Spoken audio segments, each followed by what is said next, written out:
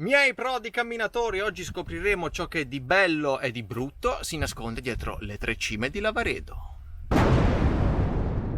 Le tre cime di Lavaredo si trovano in Trentino Alto Adige, precisamente a confine fra il comune di Dobbiaco e il comune di Auronzo di Cadore. Che poi io questo Auronzo di Cadore me lo sono sempre immaginato così. Con la sola imposizione delle mani posso ungervi la giacca e la cravatta. Le tre cime del complesso si dividono in cima piccola con 2857 metri di altezza, la cima ovest con 2973 e la cima grande che arriva a 2999 metri. Cioè 299! Ma che è la Lidl? No, io ora voglio sapere anche i centimetri di altezza, perché cioè praticamente se arrivi in cima alla cima grande fai un salto, hai fatto 3000. Devono arrotondare a 3000. Dai. Ma come mai i social sono stracolmi di foto delle tre cime di Lavaredo? Perché sono molto belle? Anche, ma soprattutto per un altro motivo. Ci arrivi in macchina. Sì, vi basterà prendere la strada asfaltata che collega il lago di Misurina al mega parcheggio delle tre cime.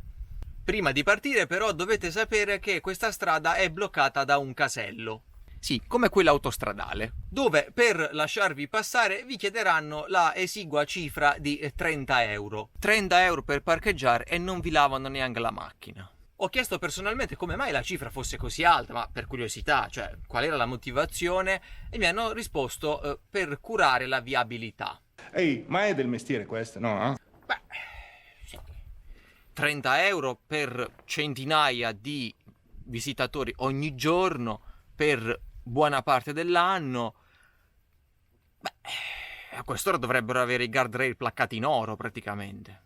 Ma ora passiamo alle cose importanti, cioè dove fare le foto per le tre cime di Lavaredo in modo tale da far morire di invidia tutti i vostri conoscenti e i vostri follower. Il parcheggio si trova nella parte sud-ovest delle tre cime, quindi una volta arrivati lì e lasciata la macchina, vi basterà seguire il flusso di gente per prendere la direzione giusta. Un po' come si fa al centro commerciale, dai.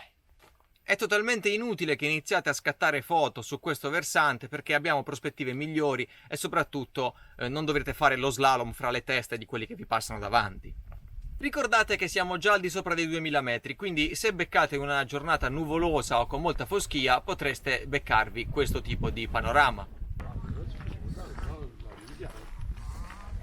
Le prospettive migliori per fotografare le tre cime sono sicuramente partendo dalla Forcella Lavaredo, che si trova subito dopo il rifugio, e poi dalla prospettiva del versante nord, cioè a nord delle tre cime ci sono una serie di sentieri paralleli che attraversano praticamente tutta la vallata alle spalle delle tre cime.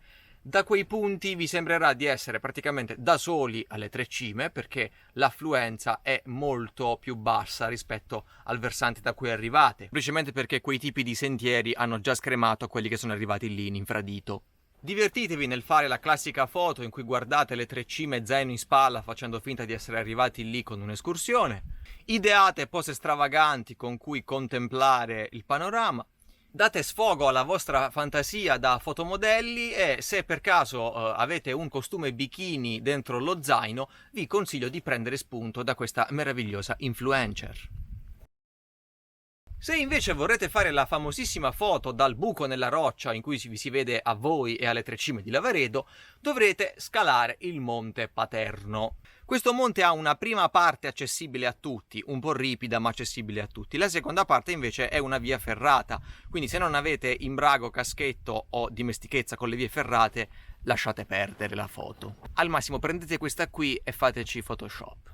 Una volta esauriti i vostri scatti, proseguirete lungo il percorso e vedrete delle panchine con della gente che mangia e beve. Non è la festa dell'unità, bensì è il rifugio Langalm. Prendete pure un caffè e concludete il giro intorno alle tre cime seguendo il percorso. Vi capiterà probabilmente di notare un simbolo di un gallo con tre fori sul petto. Questo è legato ad una storia popolare del posto. Per stabilire dove sarebbe caduto il confine tra il comune di Dobbiaco e quello di Auronzo, decisero di far partire due donne al canto del gallo e nel punto in cui si sarebbero incontrate avrebbero fatto cadere questo confine. Se notate, il confine è spostato leggermente verso nord, quindi a vincere fu sicuramente la donna del comune di Auronzo, ma solo perché prima dell'alba andò a punzecchiare con uno spillo 3 volte il gallo e lo fece cantare prima del tempo. Praticamente un'altra magnifica celebrazione all'italiana di una truffa.